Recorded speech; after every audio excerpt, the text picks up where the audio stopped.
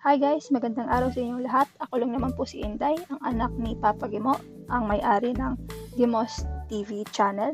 At siya rin po yung aircon technician na makikita niyo sa video na ito. Ako lang po yung nag-voice over at very nonchalant si Papa, and ako rin po yung nag-edit ng video na ito kasi ni-request ni Papa sa akin.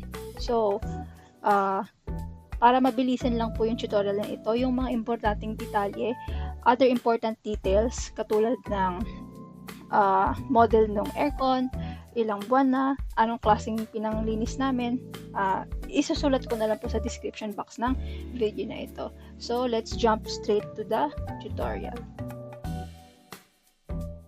Okay, so ang unang ginawa ni Papa, sinilip niya muna kung talagang gano'n na ba kadumi yung aircon, karapat-dapat na bang linisin kasi bakit tumutulo na yung tubig sa aircon na ito.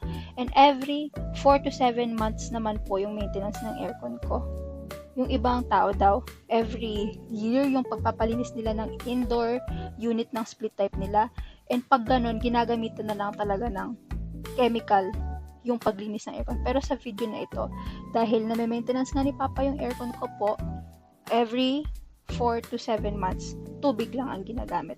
So, ayan, tinanggal lang ni Papa yung dust filter tsaka yung pinaka cover sa itaas. Sinilip niya gamit ng flashlight at nakita niya na mayroon daw mga parang putik-putik. Pero hindi siya putik. Makikita niyo mamaya sa next clip ng video na ito. Para siyang itim na jelly. Itim siya gawa ng alikabok. Naipon na yung alikabok. So, tinanggal lang ni Papa yung tornilyo sa bawat side. Yung tornilyo na, ayan, para sa main body ng aircon. And yung electrical box. So, ayan, hinila lang ni Papa. Mukhang nahirapan lang siya tanggalin, pero actually hindi. Ano lang po, hinila lang niya paharap sa kanya. Hindi ganun kahirap yung pagtanggal niyan. And ito naman po, para matanggal yung main body ng aircon, after niyang tinanggal yung screw, 3 screw, hinahanap lang niya yung salitang push, yan, na naka-embossed. Makakapa nyo naman po yan, or gumamit na lang kayo ng flashlight para madaling makita. So, bali, pinush niya lang yan pataas habang ini-scoop papunta sa kanya. Push pataas while scooping yung body papunta sa kanya para umangat yung body. So, yan lang po yung ginawa ni Papa.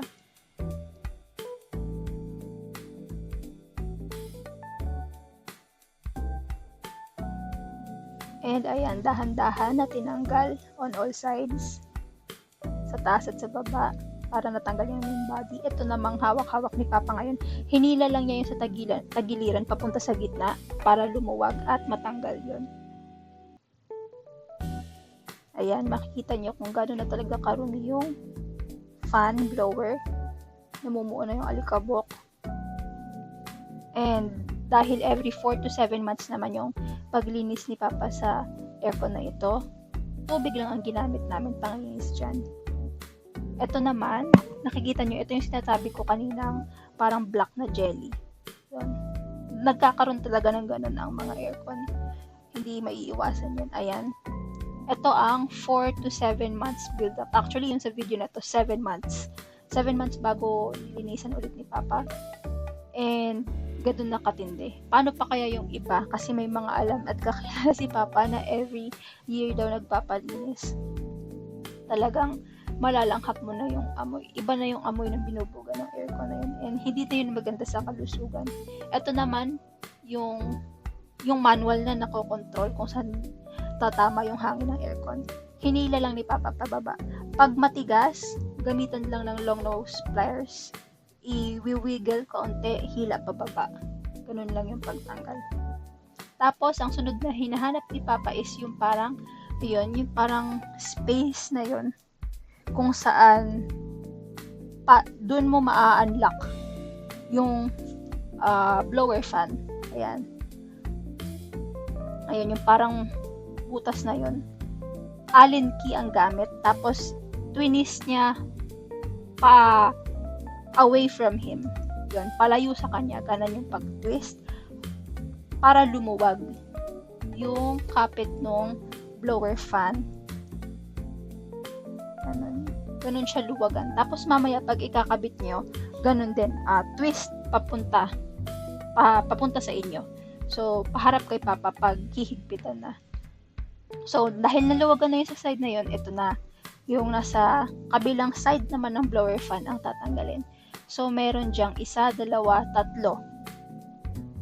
Tatlong screw na kailangan tanggalin. Yun. Nung natanggal na lahat ng screw, iaangat lang yung parang bakal na yan. Ano bang tawag dyan? Tatanungin ko si Papa. Ilalagay ko na lang sa subtitles kung ano yung tawag dyan. Iaangat. Tapos yun na, hinila na ni Papa yung pinagtanggalan ng screw kanina. Yung may 3 screw na umiipit sa blower fan. So, luluwagan yan at luluwagan yung Allen key para makalabas yung blower fan. Yan. Tapos, inangat yung blower at hinila palabas.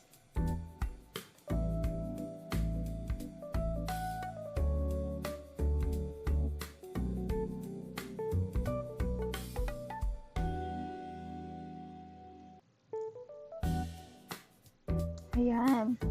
Grabe, ang dirty. Tapos, ang sunod na ginawa ni Papa ay kinuha na niya yung kanyang split type aircon indoor unit cleaning kit. So, yung iba, nilalagay lang yan, tapos hindi na tinatanggal yung blower. Medyo mahirap eh. Pwede rin yun, pero talagang yung tubig sasabog everywhere. And itong paraan na laging ginagawa ni Papa sa aircon ng kwarto ko, I think mas siya, lalo na pag halimbawa sa mga lugar na yung ayaw masyadong mabasa, para sa akin sobrang efficient at effective ng pamamaraan ni Papa. Talagang malinis. Ayan. So siguraduhin lang na balot on all sides. Pagkatapos, yun na, hihigpitan nyo na yung yan. Para kung mag-spray ka man ng tubig, hindi talagang kalat na kalat. Pagkatapos, nilagyan ni Papa ng plastic yung electrical box, which is very important para mabawasan yung oras ng pagpapatuyo ng mga electrical parts, electronic components ng aircon bago paandarin. Importanteng tuyong-tuyo lahat bago paandarin ng aircon. And makikita nyo, nalimutan naming lagyan ng plastic. So, inutusan ako ni Papa balutin ng plastic yan, pero nalimutan ko. Pero dahil magaling si Papa, meron siyang paraan dyan. So, ang ginawa niya, ipapakita ko lang sa video na to paano. So, tinanggal niya, ayan yung itim na binilugan ko. Iaangat lang yan para maalis to, itong puting to. Pagkatapos, yung puting yan, meron siyang parang clasp dyan na nabubuksan. So, parang mabubuksan siya na parang mani. Tapos, pinatuyo lang namin ng blower at nilagyan ng contact cleaner. Tapos, sinigurado lang na tuyong-tuyo bago binalik. Katulad yan, kung paano kinuha, gano'n din yung pagbalik. Talagang tuyong-tuyo yung unit bago pinaandar. And nakakatulong din talaga yung binoblower din namin. Yung hair blower lang yun ng kapatid ko. Shoutout sa iyo, kapatid ko. Ginamit namin yung blower mo para patuyuin yung aircon. So, ayun na. Lagyan lang ni Papa ng electrical tape yung tubo para sure na hindi tutulo. Tapos, ayan. Ito yung kanyang pressure washer. Pause nyo na lang para makita nyo yung model. Gumamit lang si Papa ng soapy water para madaling ikabit. So, para lang, walang other reason yung soapy water, kundi para lang madali ikabit. Para madulas at yan, madaling pihitin. Kasi sobrang hirap daw niyan ilagay, sobrang tigas. Diyan, pagkatapos, dun din sa parang yung pinipisel kung saan lalabas yung tubig. Ayun. Kailangan din yun isaw-saw. Yan. Soapy water lang. Dish soap, konting Joy, or di kaya detergent na talagang diluted. Tapos yan. Ang pangalawang ginawa ni Papa, tinesting niya kung gumagana ba yung kanyang setup. Ayan, tinesting niya muna kung gumagana ba talaga. And ayun nga, talagang maganda, maayos yung pag-andar. And ayan na, pinasiritan na ng tubig. Lahat ng direction, up and down, side by side, para mawala yung black jelly, yung parang putik na, which is normal. Hindi ibig sabihin nun may lupa sa aircon. Ano talaga yun? Gawa yun ng alikabok na nahihigop ng aircon kahit meron pang dust filter. Hindi yun naiiwasan. Kaya importante po talaga ang maintenance ng aircon. And ayan, ang bilis na linis. Kita nyo? Diba? Ang linaw. Ang ganda. At tubig lang yung ginamit. Kasi nga, naaalagaan yung aircon na may maintenance. At ito, inutusan ako ni Papa tuyuin yan. Pero dahil bida-bida ako, ginamitan ko ng Clorox wipes. Ayan. Para lang mas malinis. Itong Clorox wipes na ginamit ko, bleach-free naman yan. Wala yung bleach. Parang wipes lang siya. Pampalinis ng gamit. Ganun. And, yun. So, mas malinis na lalo kasi pinunasan ko. And ito naman ngayon yung blower fan. Yung umiikot. Kung saan lalabas yung malamig na hangin. Ayan. Talagang, yun. Na pressure wash talaga sila. Tanggal yung dumi. Pati yung fan. O, diba? Ang bilis na linis. Walang kahirap-hirap. Ito yung advantage pag meron kang pressure washer. Maglalagay na lang kami ng link sa description kung anong brand yung gamit ni Papa. Brand and unit. Nung klaseng unit yun. Ito naman. Yan din. Tapos ang tamang control lang. Hindi matindi. Ayan. Yung blower ng kapatid ko sa buhok niya ang ginamit ko pampatuyo. Pampabilis na pagtuyo. Pero minsan, kung walang blower, pwede lang din na parang sa labas lang. Iwan sa labas pahanginan. So, ayun na. Tinapat na ni Papa yung kabilang side ng blower fan dun sa may part na may Allen key. Hinigpitan niya. Hindi ko na videohan yung part na yun kasi talagang lobat na yung cellphone ko. Hindi, parang bigla ang pag-video lang to and hindi ko mahanap yung power bank ko. So ayun na, kinabit na ni Papa yung kabilang side din. Ginamitan lang niya ng electrical tape bilang kalang para mas madali ikabit yung kabilang side. Yan, parang, ayan o, parang minamatch niya. Pinapantay niya ganun. So, nung napantay na, tinanggal yung kalang. Tapos, nilagay na yung 3 screw na tinanggal kanina. Ito naman ngayon, nilagay yung fan. Pinush lang pataas, tulak pataas. At ito naman, ganun din. Kung paano tinanggal, ganun din binalik. Ayan, nilagay sa kabilang side. Pagkatapos, flexible naman siya sa kabilang side din. Ibe-bend nyo lang.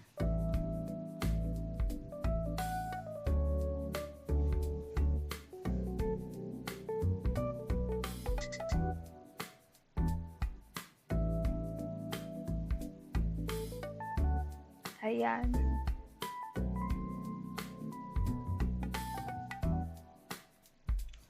Making sure, sinisigurado ni Papa na talagang tama. Kasi yung part na yan ng aircon, diba yan yung yung aircon mismo yung nagko-control dyan. Hindi katulad ng itim na parang tayo mismo pwede natin galaw-galawin. Yan, kailangan tama yung pagkakakabit ng puti na yon. Ayan, chinecheck ni Papa sa ilalim kung ano ba, basa ba. Kailangan man tuyuin. And since yun nga, hindi naman basa, ayan na. Nilagay na yung body. Pinush lang, tinulak lang. And ayun na.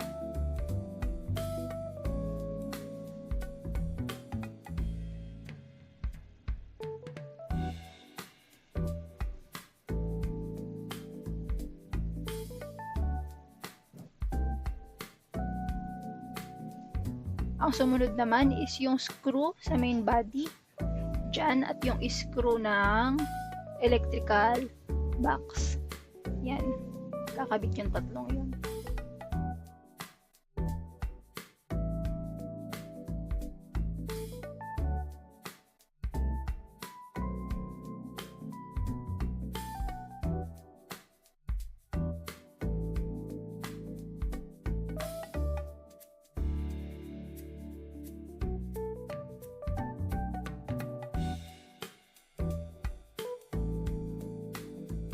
And ayun, nilagay na yung cover ng electrical box at ayan, isuscrew na.